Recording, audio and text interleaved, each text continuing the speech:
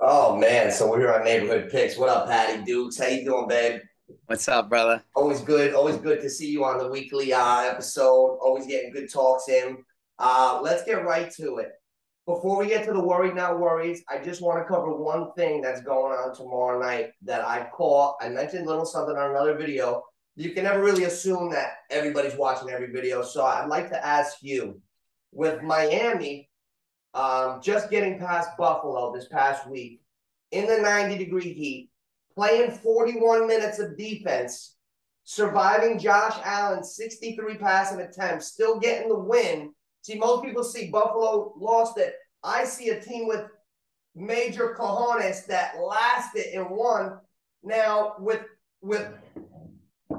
all the dogs on premises, with all the dogs on premises, why is the undefeated Miami Dolphins? Why are they 3.5 point underdog at Cincinnati tomorrow? Why are they not a road favorite, Ryan Patterson? Sometimes I think that Vegas takes into play if Tua is healthy or not. If he's going to play, I think that the line might represent that because if it's a healthy Tua, I don't understand why the Miami Dolphins being underdog. One, we already saw that the Bengals can't protect Joe Burrow, and what do the Dolphins do? Get after the quarterback and cause turnovers, and that seems to be the biggest flaw with the Bengals. So I don't know. Exactly. It's a freaky line there, John. It's a I freaky line. haven't seen anything in the Bengals that makes me say, oh, they took care of that. No, they won in spite of the sacks. This year started. He's still getting sacked. I don't see anything changing in Cincinnati. And the only thing that's got my wheels turning in a little bit, I never saw a guy tweak his back and do more league back to the huddle. One of It looked like he was a little concussed. I oh, never, and he said, "Oh, my back felt like Gumby." He was walking around like he got hit by oh, fucking Tommy Hearns.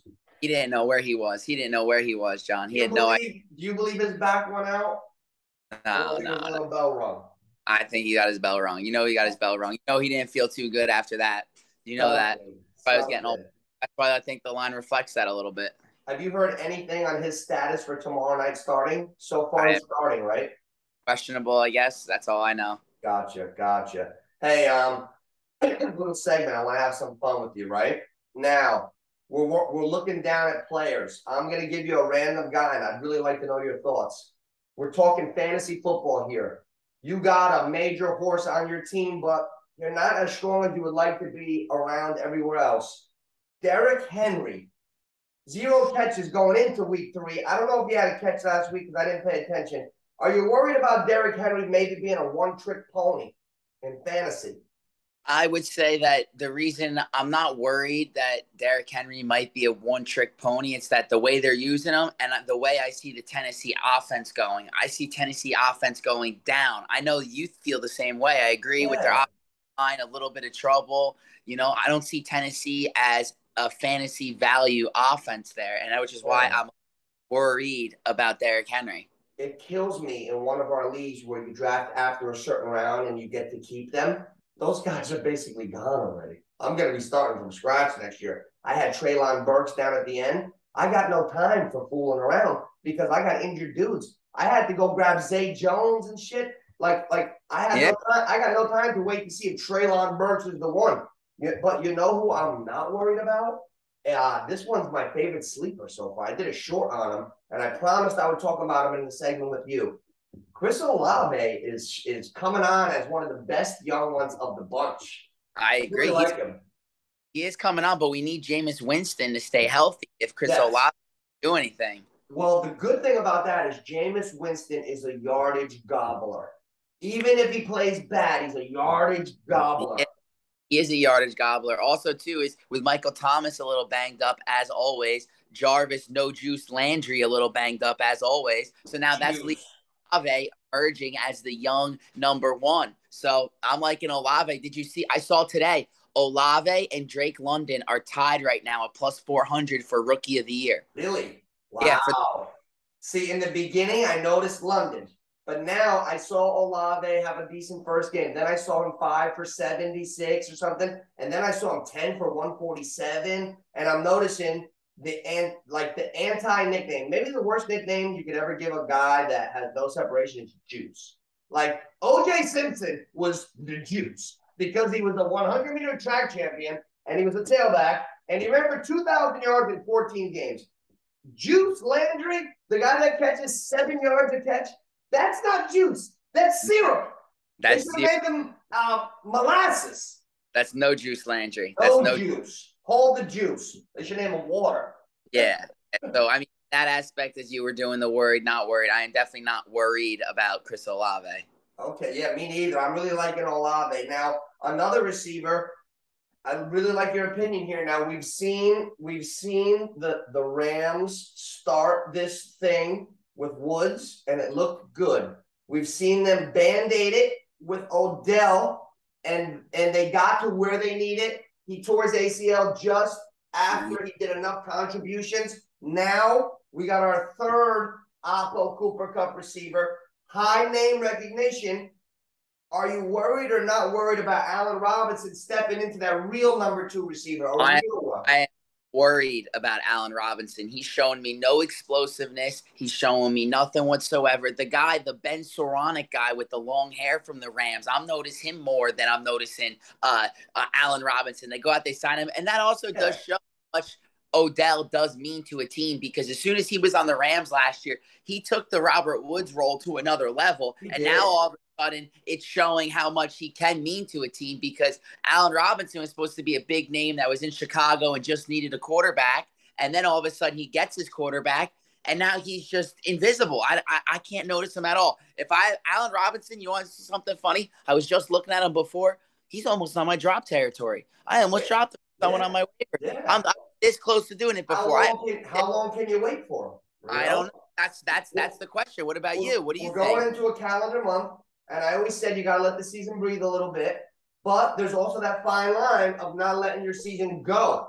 Because as these years go on, and the NFL becomes more like flag football, where it's a million guys, sets, you got formations with different personnel. It's like the draft, it used to be 70% waiver with 30. Then it was 50-50. The draft might be 40% now, and the season of waivers and staying on top of shit might be 60%. The pendulum might have swung a little bit. The waivers and staying on top of shit is very important. I don't know how long I'd wait for Allen Robinson when you got guys like Curtis Samuel on Washington playing like fucking Debo Samuel. Getting carries, getting fucking 19, 20 a week. We're going to wait for Robinson?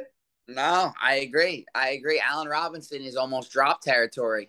Look at the guys that we could find. Isn't football? I love fantasy football. It's so amazing. Look at the guys that we're finding. That's why I'm saying the season gets identity. If you were to tell me even 3-4 months ago, I think I might rather be Jacksonville right now than the Cardinals. If you were going to tell me what team would you rather be going forward, Jacksonville doesn't look bad. Christian Kirk went from the 2 at the Cardinals to the number 1 man. And Zay Jones, the outcast from Buffalo, I believe, or the Raiders. Where was Zay Jones? Buffalo or the Raiders? Oh, then the Raiders. Zay Jones looks like he's settling into a solid number 2. And when you got a quarterback with that type of hype, maybe he just needed that year. Jacksonville looks pretty good right now. I'm not too worried about Trevor Lawrence anymore. I know. I agree with that. Down in South Florida. Hey, now senior citizenville, we're gonna put these two in the same category.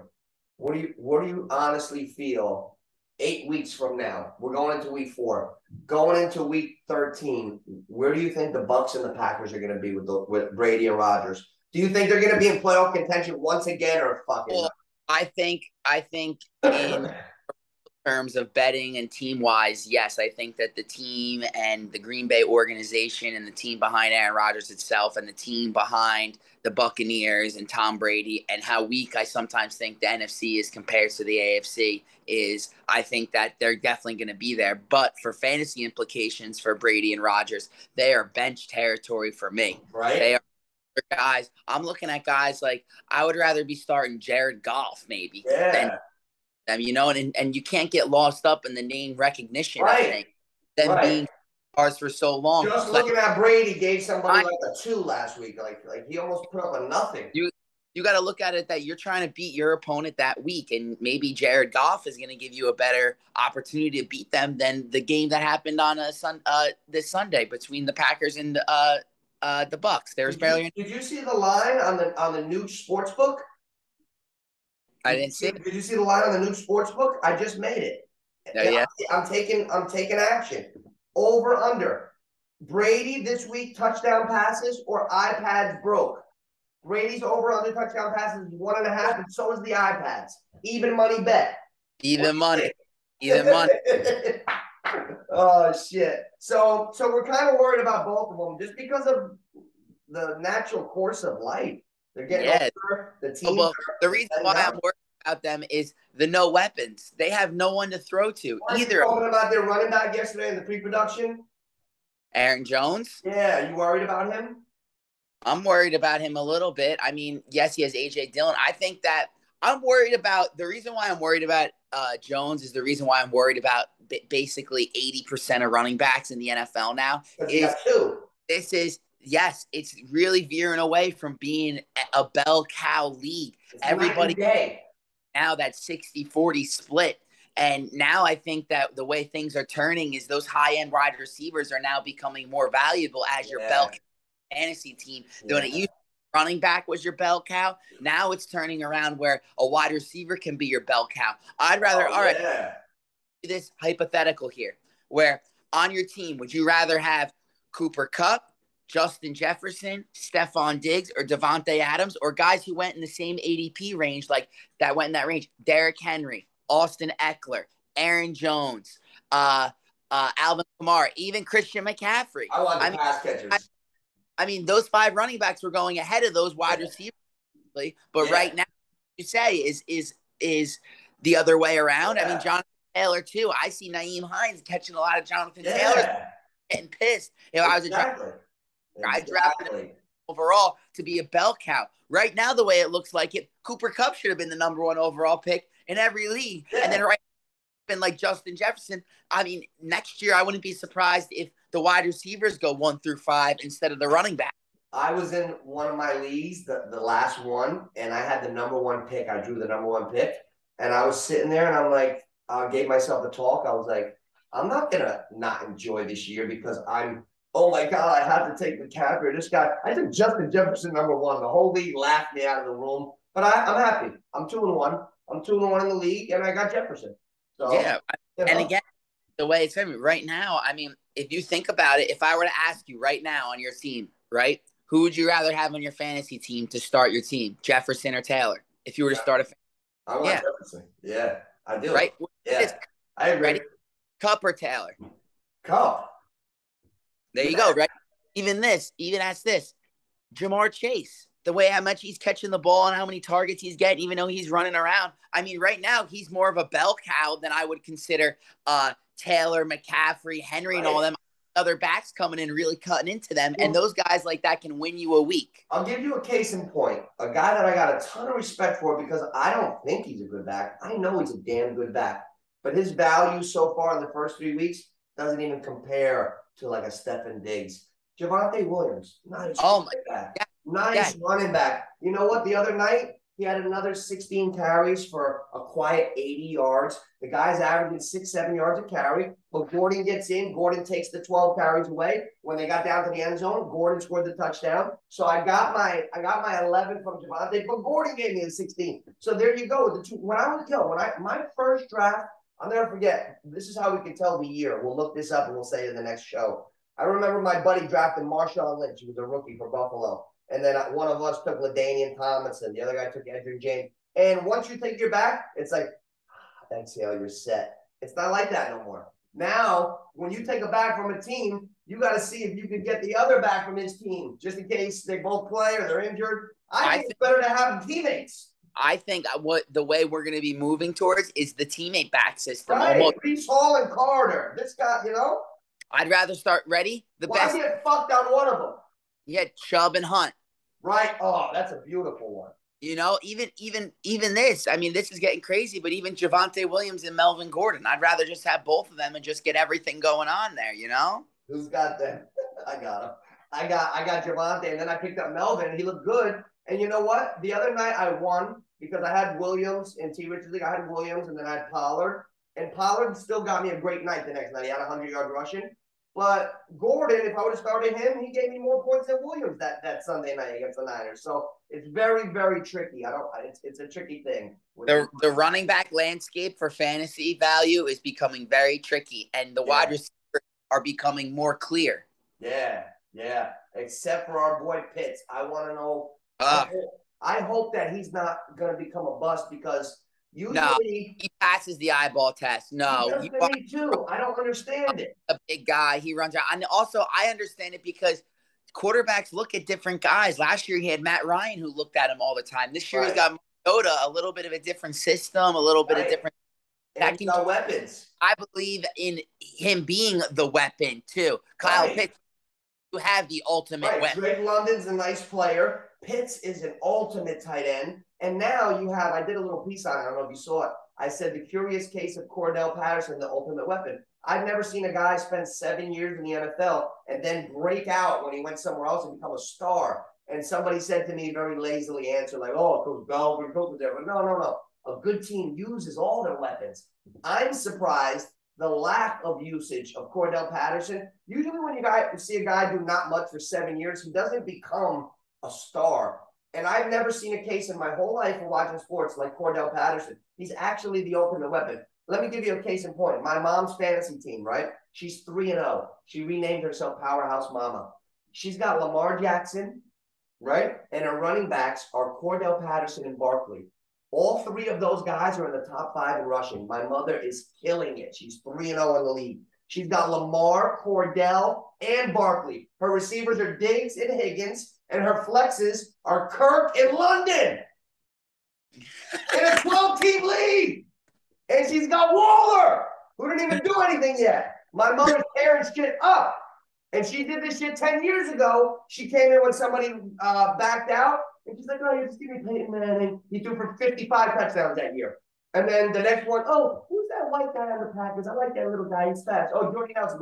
Oh, give me him. Like, she just picked, like, guys she liked watching. And she went to the Super Bowl and lost. But she's still powerhouse. Is a playoff threat. She's putting everyone on notice. Oh, yeah. So, you know what? And another guy I'm not so worried about as far as fantasy just getting his. I think DK Metcalf is always going to be looked at being the specimen that he is. Yeah, I don't gotta worry too much. He will too. Is DK and Kyle Pitts is. I think that sometimes they might need a change of scenery. I think Kyle Pitts might need a different quarterback if they draft someone a different system. He's still on my radar. He's not off my fantasy radar forever. He's someone that we got very hype on him, and I think people are upset at where they drafted him and what he's why. But from my point of view is. I think overall, I'm not worried about him. You know, I can see the way things go lately in sports. I can clearly see. I don't know if it's going to be during the season or in the summer. DK just saying, "I want out." Yeah, and then somebody like Buffalo, like the fucking Bills, are going to sign DK Metcalf in the summer. Yeah, right? You know how the Cheeto went to Miami? I could say DK saying, "All right, enough. That's it." And then they're going to trade him to somewhere big time, and you're going to have another super team next year. Like, holy shit, Tom Brady comes back at 46, and now he's got DK. Yeah, exactly. Or the Packers. Like that. Exactly.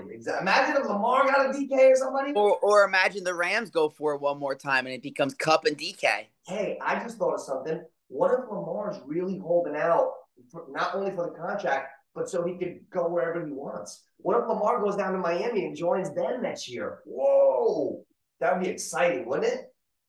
They got Tua though. I know. We gotta keep an eye on his durability. I worry about him, but he's good. Hey, he's in the top of the league in passing. Yeah, you can't knock that, John. You can't knock that. No, and there's only 2 undefeated teams left in the NFL, and they were both the Alabama quarterbacks. Hurts and Tua, the only 2 undefeated teams left. I'm happy for both of them because I saw them actually trade spots, and now one guy got jealous of the other guy. They had the right mentality, and I'm happy to see them both having success because it goes to show the character of the guys. I agree. I like that a lot. I like that.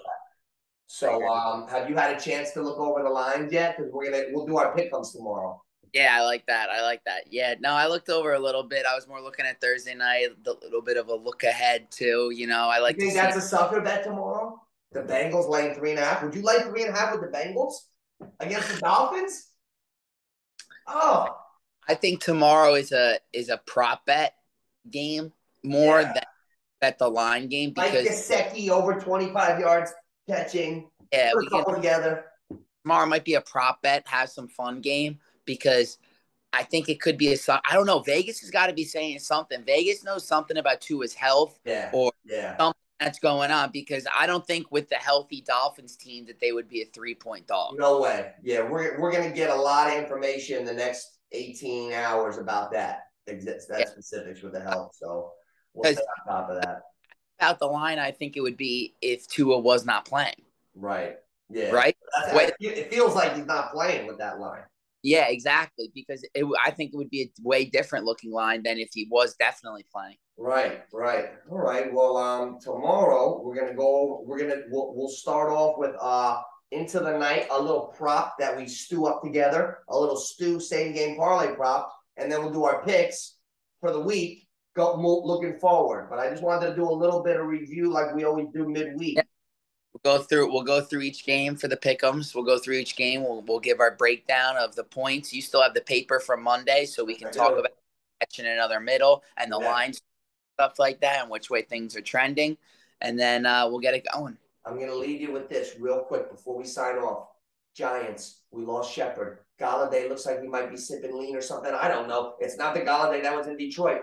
Would you sign Odell Beckham if we're in a playoff hunt and we need a receiver? You can still, even with those bum legs, he still runs beautiful routes. Would you sign Odell Beckham? New coach. It's a whole new organization. You saw what Odell Beckham did for the Rams. Now that we've seen Allen Robinson in that role, and now that we've seen makes us appreciate Odell a little more. Yeah, and it makes you appreciate Odell because now watching Allen Robinson supposedly take over that role, and then with the way Robert Woods was, there was a point in that Super Bowl that we watched where Odell was emerging over even Cooper Kupp. Yeah.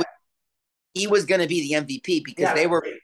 Even though they were harping on Cooper Kupp and they were doubling him, that shows what Odell can do when he can just be open and be showed free. That when they guarded him honest, they had no answer for him. No answer. No answer. And guys like that in today's NFL are irreplaceable, and those are the guys who win you Super Bowls. Yeah. Okay, ready? Example: Antonio Brown when he went to the Buccaneers. Right. What did he? All of a sudden, when there was Evans in them and he had open room, he was open Antonio Brown on the Bucs. I mean, he was averaging. It's so upsetting that he pieced off the field because think of what he would still be doing right now. He would be the only guy. It would be Antonio Brown running around free for the Bucs. He could have been down in Miami. He could have kept going. His own mental attitude took him away from the game. That's the only way I can put it. Because he will go down as the almost what if, because he's going to go down, in my opinion, as one of the best wide receivers I've ever seen play. Yeah. For a time in the mid 2010s, he was numero uno. He was numero uno in aspect, and then also even when he fell off in his comeback, what I saw him do on the Bucs and what I saw how open he was in his routes runs, no one could cover him. And they said he had a bum ankle last year. Imagine if he was healthy. And he just and there's no way with the way he was working out at all. He was just showing up on the field after all night benders and pulling that off. Fashion, hanging with hot chicks, running around. Literally. He's sweating out the Henny. He's on the field in Tampa sweating out the Henny when he's out there, right? Like, that's what he's doing. Oh, that is great. That as a sauna. That's what he used. That's what he used training camp for, and that's what he used practice for, to sweat out the Henny from the weekend. Yeah, I knew we were in trouble the first night last year when they're doing all the players, so-and-so from this, so-and-so. And he goes, Antonio Brown, Bowman University. I said, oh, no, this guy's got a fucking agenda. Oh, please make it through the season. He didn't. Yeah, I mean, listen. Go.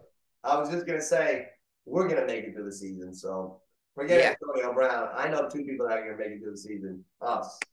So what I wanted to do is I wanted to wrap this up, get things in order, and then we'll talk in a little while, and then we'll get our pre-production for the picks and stuff. All right, brother. Sounds good. All right. I think we did a nice little piece. We got about 20 minutes up here, I think, so I don't have the timer up, but I call you. All right. We got our worried not worrieds in. We covered a lot, and then we'll look ahead starting tomorrow. Tomorrow's Thursday. Lines. Tomorrow we'll go through the lines. Sounds good. All right, Ryan. Thank you like always. Love you, brother. Later.